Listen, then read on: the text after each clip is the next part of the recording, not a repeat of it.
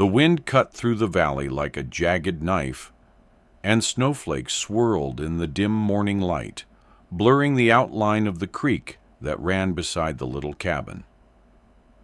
Winter had not been merciful this year. The pines bowed under the weight of ice, their brittle limbs groaning like old men. Inside, Mary Hawthorne crouched beside the stove, her 2 children huddled under a quilt that smelled faintly of mothballs and smoke. The cabin's logs shivered with each gust, threatening to split under the relentless assault. She had learned long ago that fear was a luxury she could not afford, not with 3 mouths to feed, not with her husband gone to the plains a year before and never returning. Her daughter, little Annie, peeked from beneath the quilt, eyes wide as the wind rattled the thin window panes. "Mama, the wolves," she whispered. The word barely escaped her lips, but the sound was enough to make Mary's pulse tighten. She pressed a hand to Annie's forehead, warm despite the cold, and felt her racing heart. The forest beyond was alive with danger. Coyotes prowled closer than usual, their howls swallowed by the blizzard's roar, and claim jumpers had been spotted in the region, men willing to do anything for land that wasn't theirs. Mary's fingers trembled as she checked the stockpile. Less than a week's worth of flour, some salted meat, a handful of dried beans. The frost had come early, and her garden lay under a thick, unbroken blanket of ice. She could not leave. She could not run. And yet, the wind carried a sense of impending threat she could not shake. A storm bigger than the snow, darker than the night, waiting to descend. Outside, the creek, swollen with the melt from the upper mountains, roared like a caged beast. Mary's heart tightened. The ice along its edge groaned under the pressure, cracks spiderwebbing outward. She had sent the children to fetch water before the storm worsened, and Annie had slipped, one small hand losing grip of the bucket rope. In the instant, Mary's vision had been consumed with terror. The river claimed its first victim that morning, and she had been powerless. A knock at the door shattered the tense silence, echoing through the cabin like a gunshot. Mary froze, ears straining. Visitors were rare. In this weather, no one traveled. Whoever was out there had braved the storm for a purpose, and she wasn't sure she wanted to know what. The door creaked under her trembling hand. A figure appeared, a cowboy, tall, shoulders hunched against the wind, eyes shadowed beneath the brim of a soaked hat. His coat was dusted with snow, but his movements were deliberate, controlled, like a man used to facing danger and winning. He carried no rifle openly, yet Mary could feel the weight of it in the set of his back. You need help," he said, voice low, calm, almost indifferent to the wind. The words were simple, but beneath them lay understanding, recognition of the strain she carried. Alone? Mary's mouth opened, closed. The storm outside seemed to pause, the snow holding its breath. Her instincts screamed to shut him out, and yet she saw it in his eyes.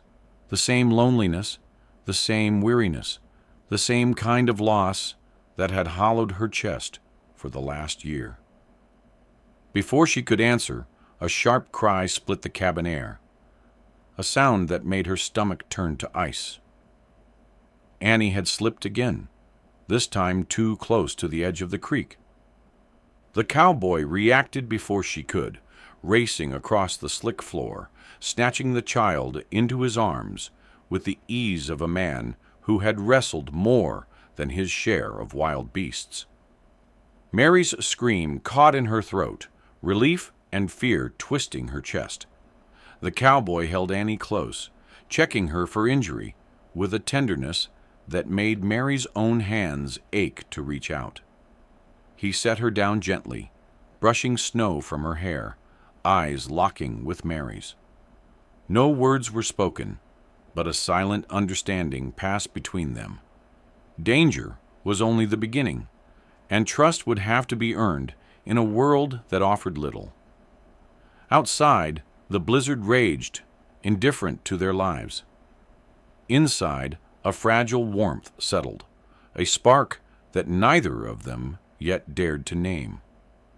The cabin shivered under the wind's howl, and snow pressed against the thin walls like a living thing. Mary stood stiffly, arms crossed, as the cowboy set Annie on the floor, still shivering from the cold and adrenaline. She could smell the pine and smoke clinging to him, the faint metallic tang of sweat. He didn't ask permission, didn't wait for her nod. He simply moved as though he had been summoned by instinct, and instinct had brought him here. "You shouldn't have come," she said finally, her voice a brittle edge against the storm. He lifted his hat, revealing a mop of dark, damp hair, and gave a slow, almost imperceptible shrug. "Didn't think I had much choice," he said. No apology, no charm, just matter-of-fact honesty. His gaze flicked to the children, lingering on the smallest one's tear-streaked face. Mary studied him, wary. Outsiders rarely lingered this far into the frozen valley, and those who did often left trouble in their wake.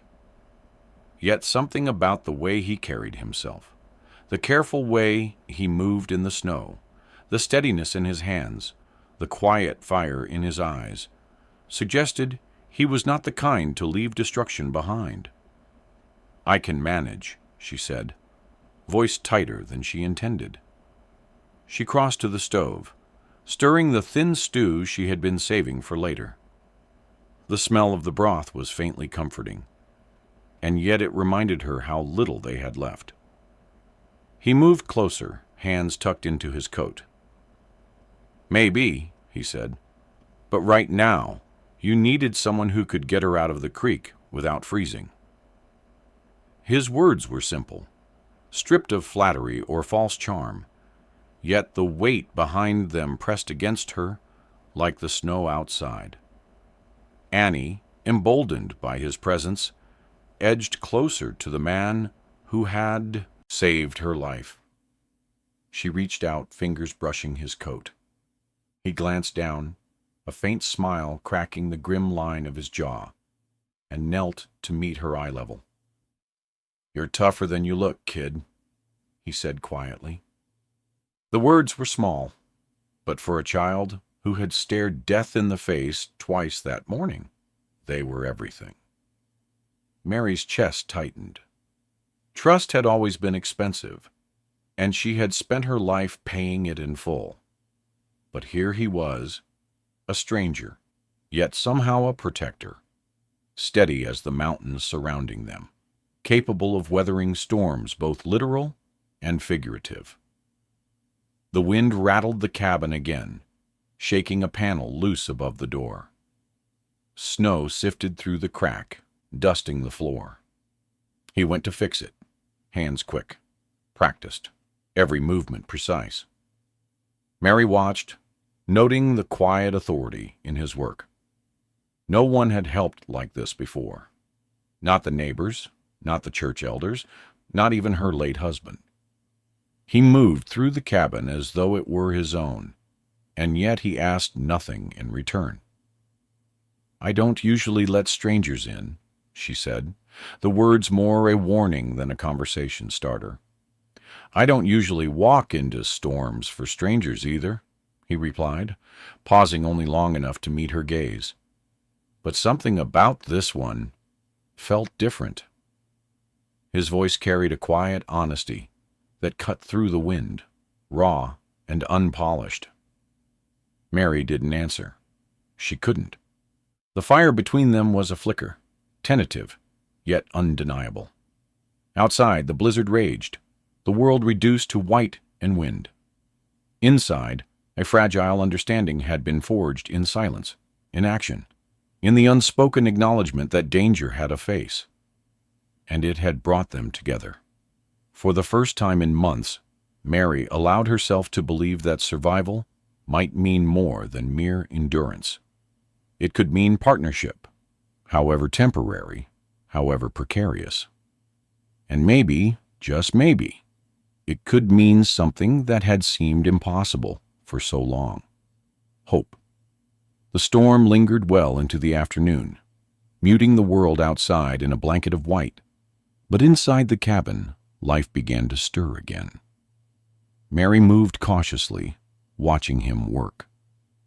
The cowboy, whose name she still didn't know, lifted logs, stacked firewood, and repaired the loose panel with a precision that made every movement seem deliberate, almost ceremonial.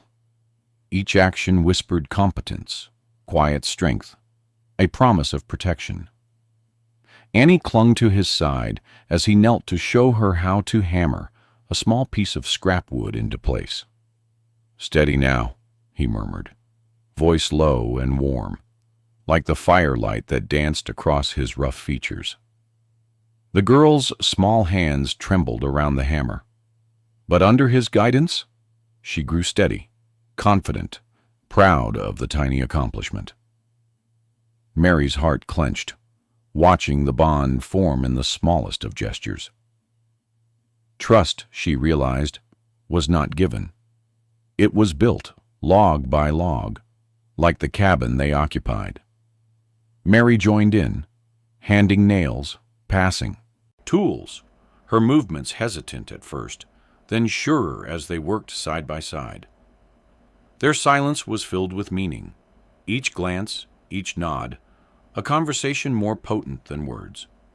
There was no hurry, no expectation, only the rhythm of labor and shared purpose. Outside, the snow eased into drizzle, and Mary led the children to the small orchard behind the cabin. The trees were bare, skeletal in winter's grasp, but one small sapling had survived. "We'll plant it properly in spring," she said, brushing snow from the fragile limbs. He knelt beside her, hands coated with mud and frost, and together they straightened it, pressing earth around its roots. No words were spoken, none were needed. The sapling was a promise, and in tending it, they were tending a seed of something new, a future neither had dared imagine.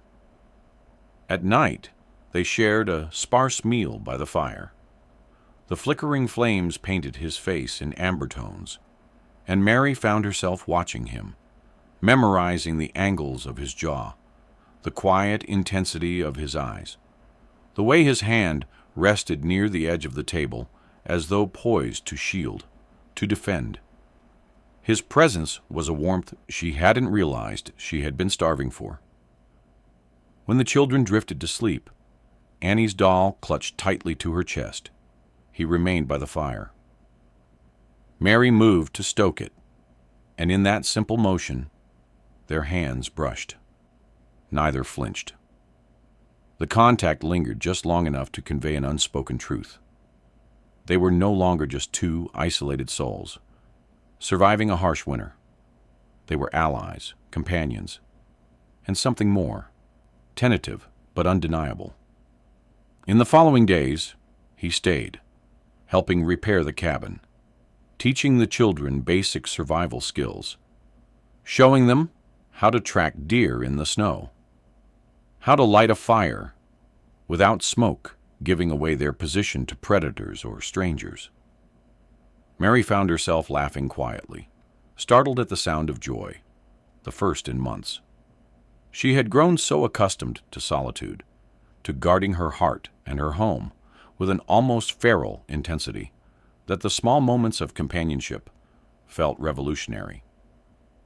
One evening, as the sun bled through the clouds and melted the frost into gold, he placed the first log atop the partially rebuilt cabin, his hands steady, muscles taut. Mary watched from the doorway, a strange ache blooming in her chest. Each rising log was a testament, not just to shelter, but to a life being rebuilt, together. And when he glanced back at her, eyes holding hers just a heartbeat too long, she understood. The storm outside had been only the beginning.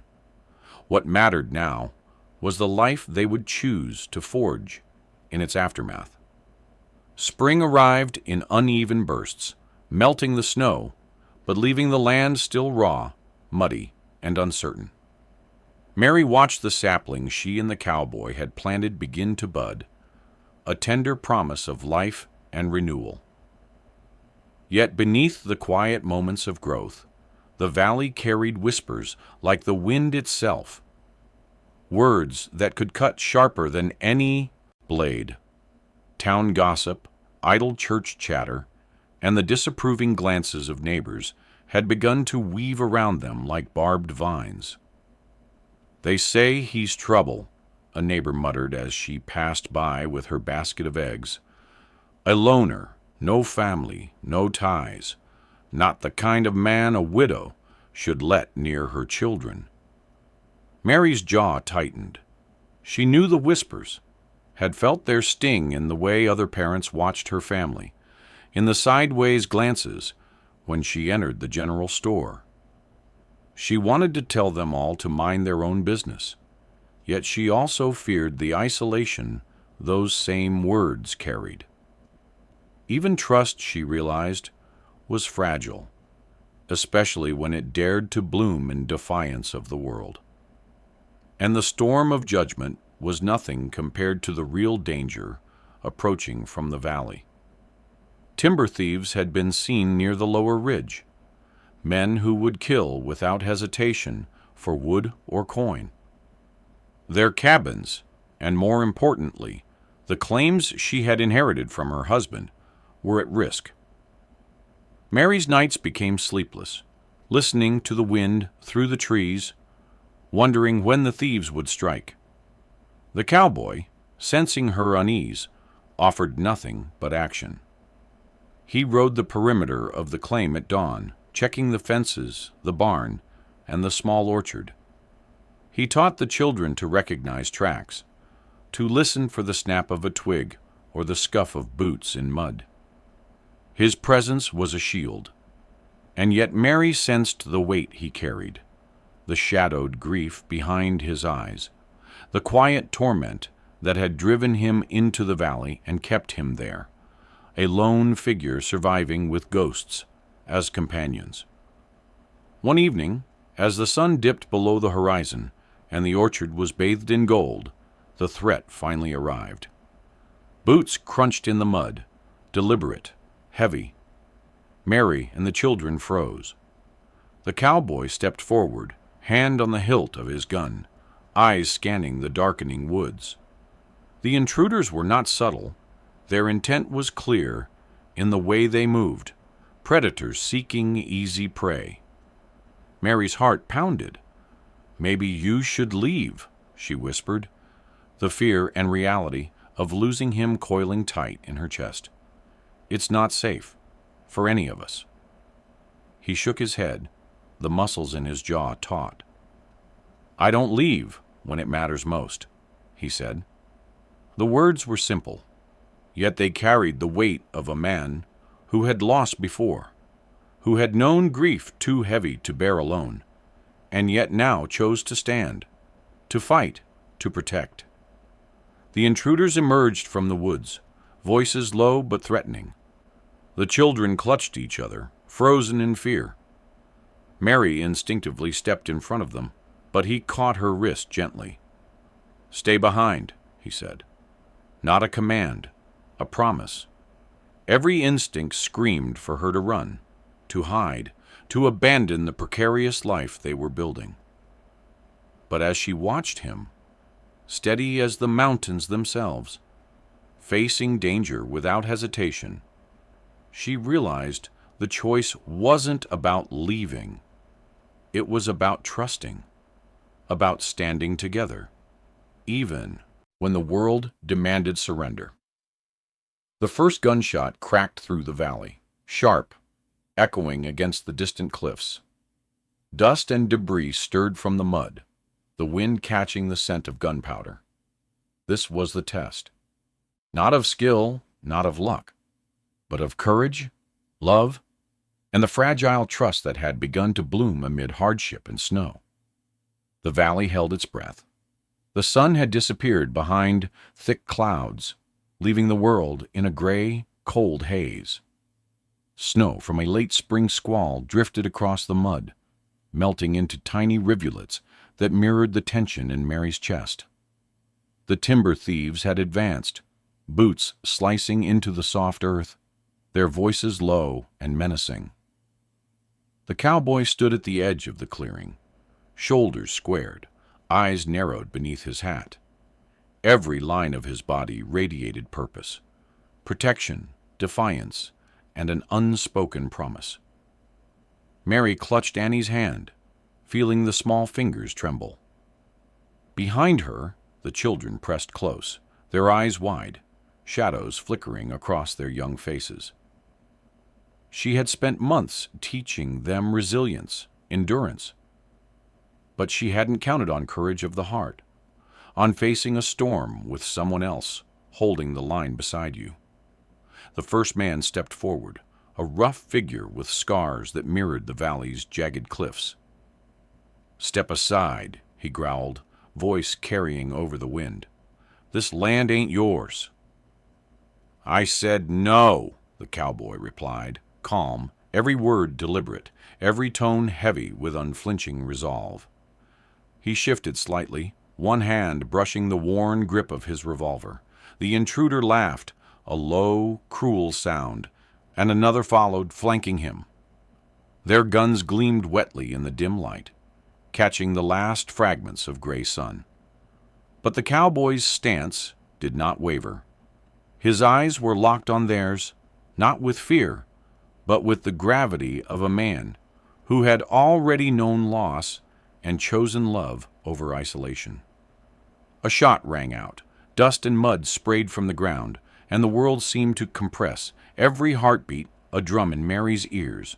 The cowboy fired in return, quick, precise, a single bullet that rang like judgment.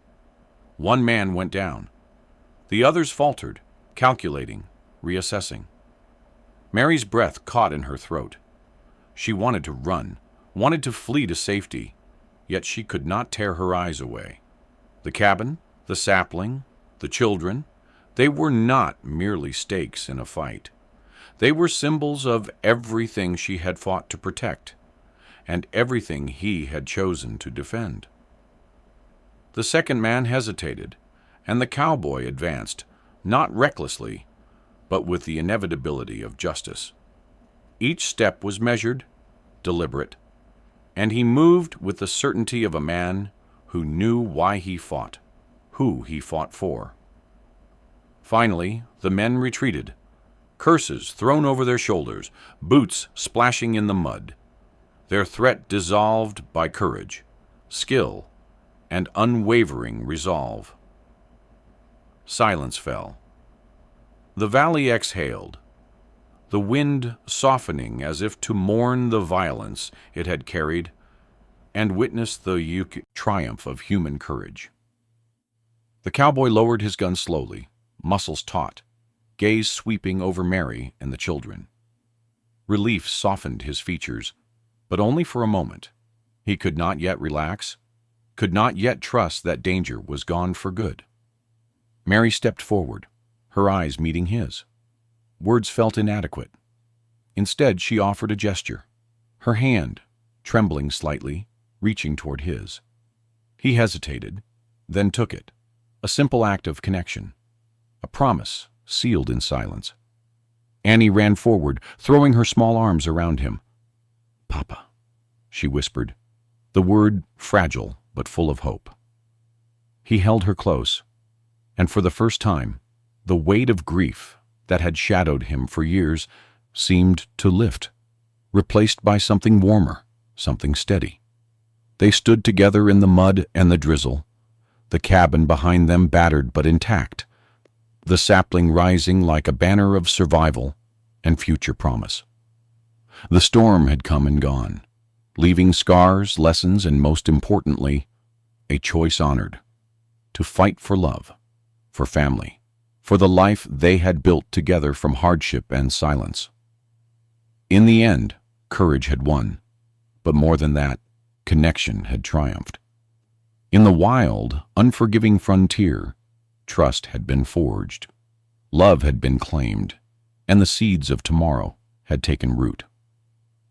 Spring settled fully over the valley at last, softening the scars of winter with blooms of wildflowers and the gentle trickle of thawed streams.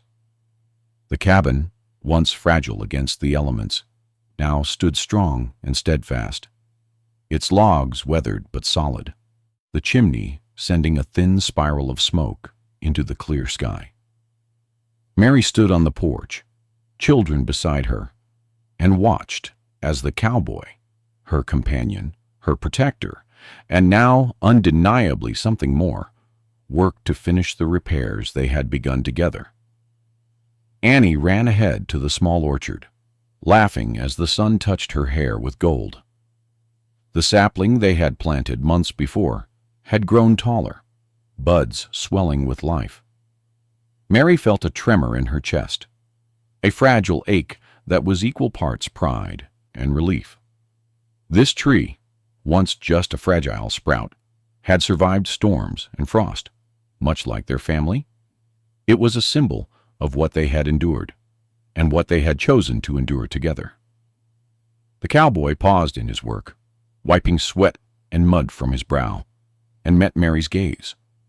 Their eyes held a quiet understanding.